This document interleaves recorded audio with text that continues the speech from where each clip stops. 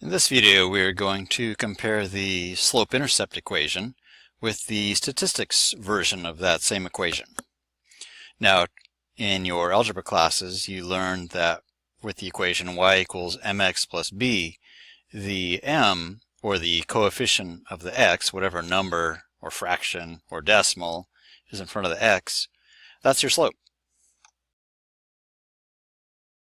And the constant term at the end, or the b, that's your y-intercept.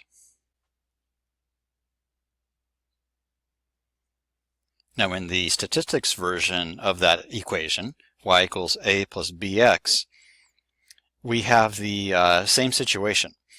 The only confusing part is that we use the letter b for a different thing. In this case, b is not the y-intercept, because notice the b is the coefficient of the x. And the coefficient of the x in the slope-intercept equation was the slope. So in this version of the equation, the b represents the slope. And in this form of the equation, the a is the y-intercept. So notice that the coefficient of the x is our slope, and the constant term, the plain number without the x, that is our y-intercept. So these two equations tell us the same thing. They both tell us where the y-intercept is for the line, and they both tell us what the slope is of the line. So in the equation y equals 7.2x plus 4.5, the slope is the 7.2. And the y-intercept is 4.5. Now over here in this equation, we have y equals 2.2 plus 3.8x. The slope is the coefficient of the x, so that's 3.8. And the y-intercept is the constant term, or the number without the x, that's 2.2.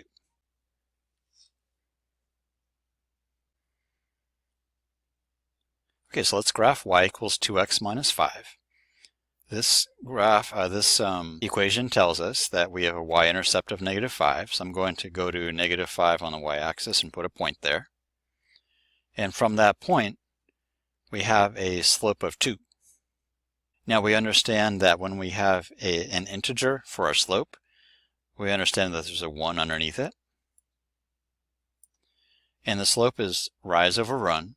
So from the y-intercept, we go up to right 1 and put another point. So from my y-intercept, I go up 2 and right 1. And we can repeat that to get some more points.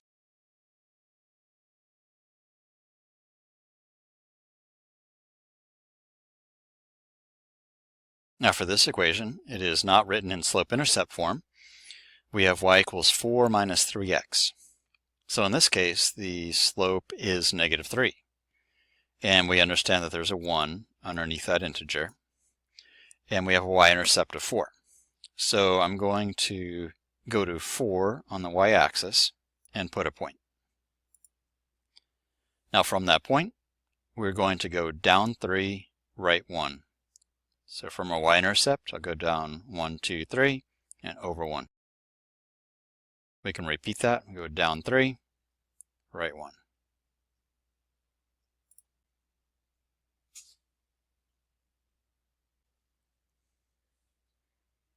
Let's go ahead and write an equation in slope-intercept form for this line. So we notice that it has a y-intercept of negative 1. And from that point, let's see, we can slide along this line to find another good point. Let's put another good point here. So between those 2 points, I went down 1 and right 4. So that would have a slope of negative 1/4. So I've got y equals negative 1/4 x minus 1. So in my slope-intercept equation, I indicate there's a y-intercept of negative 1 and a slope of negative 1/4. Now similarly here, we will write an equation of this line, but this time we'll write it in the statistics form of this equation. So we're going to start with the y-intercept. The y-intercept in this case is 3, because that line crosses the y-axis at 3. And from that point, let's see, I'll slide along here, and here's another good point. And to get from going left to right, to get from the first point to the second point, I went up 1, right 4. So this line has a slope of 1/4. So in this equation, I start with the y-intercept of 3. And then I do my slope, 1/4, x. And there's my equation of that line. Y equals 3 plus 1/4 x. So in statistics, we'll be writing equations that look a lot like slope-intercept equations, except everything's in a different order. We start with the y-intercept, and then we have our slope and the x. Hope this video has been helpful. This is Mr. Ela, signing off.